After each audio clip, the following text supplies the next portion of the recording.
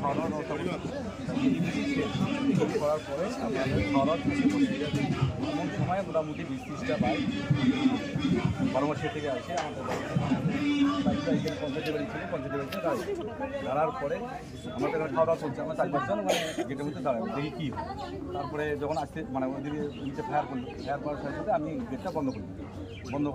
বন্ধ করে দিলাম। বন্ধ করার সাথে এক গুড়ি আমার ইয়েটা ভাঙার পরে এখানে যে লোকগুলো কাজে করছে একদম ফিরে সরাসরি অনেক কিছু ডাং দিয়ে জমা দিচ্ছে। এই যে একজনকে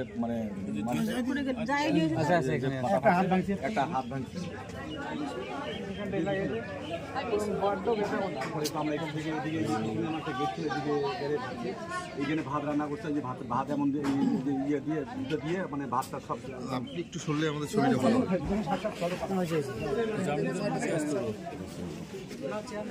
স্যার লাগবে না, লাগবে না এত স্যার।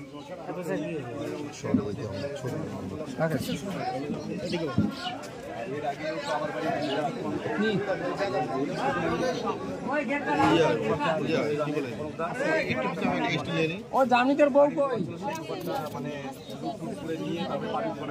তারপরে কিছুদিন ভিতরে আসেন না সবাই।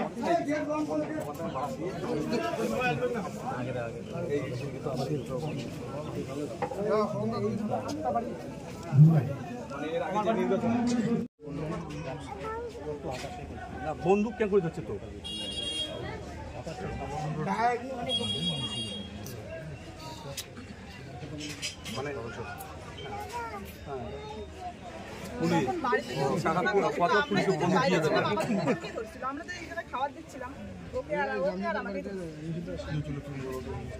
আমরা খাওয়া দিচ্ছিলাম তো, তারপর দেখি সবাই দৌড় মারে।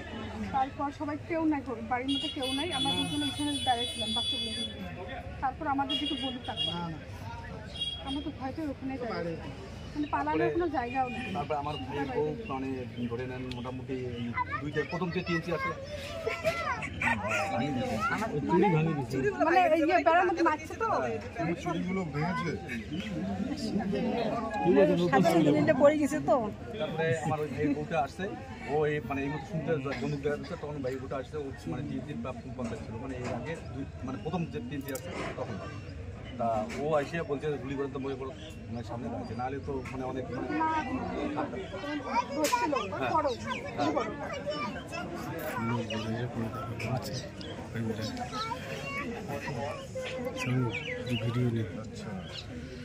বেড়া ডাঙাছে না, জিনিসপত্র পড়ে গেছে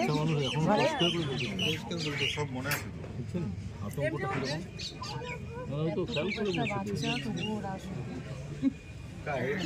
ভোরের সময় ভোরে দাঁড়িয়ে পড়ে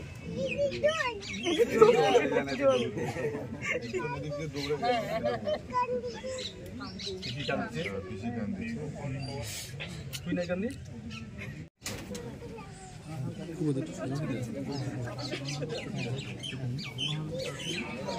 এই হাত ভাঙা যে ছেলেটা ওটা বিষ্ণুকে তারপরে রতন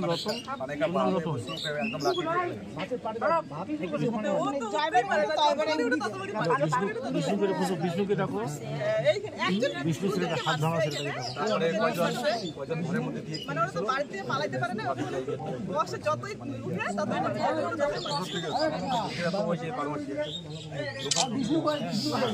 এই বুধে ক্ষমতা নাই ওদের। এখানে যেমন স্বচ্ছ ভারত অভিযানের যিনি আমরা করছিলাম, এখানে আমরা স্বচ্ছ ভারত আমার উপযুক্ত কোনো ধরনের র্যালি হয়নি, কিন্তু আমাদের এই বুধে আমরা র্যালি করছি। এখানে বর্তমান লাস্ট একদম শীতের সঙ্গে ঢুকতে নিয়ে আমরা বাধা পেলাম।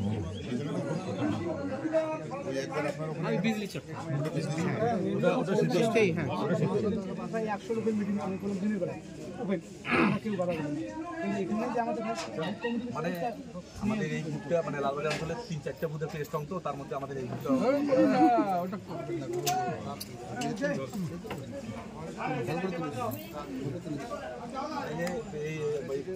সময় কি অবস্থা নদী করে 4-5টা বুথে আমাদের এখানে ভালো পরিস্থিতি আছে। তার মধ্যে আমাদের বুথটা সবচেয়ে এখানে শীতলকুচি এবং শীতেই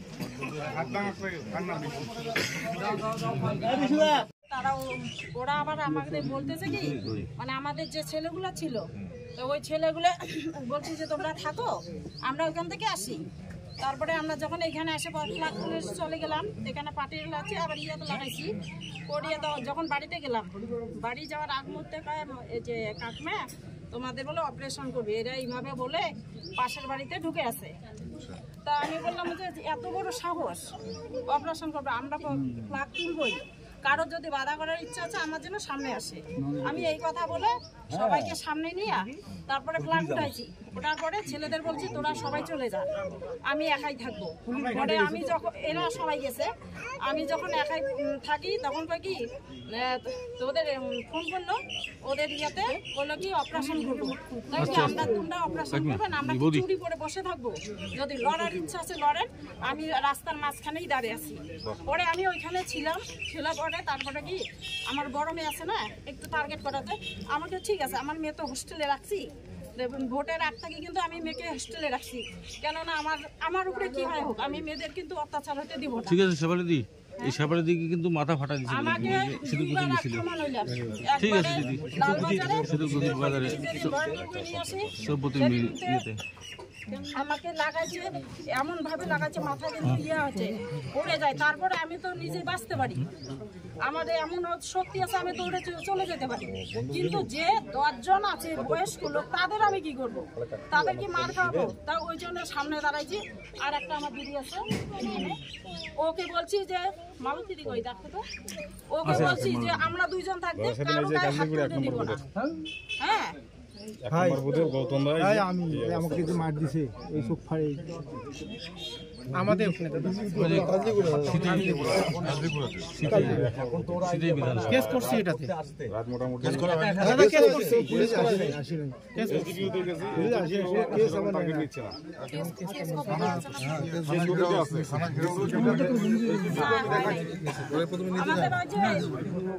দাদা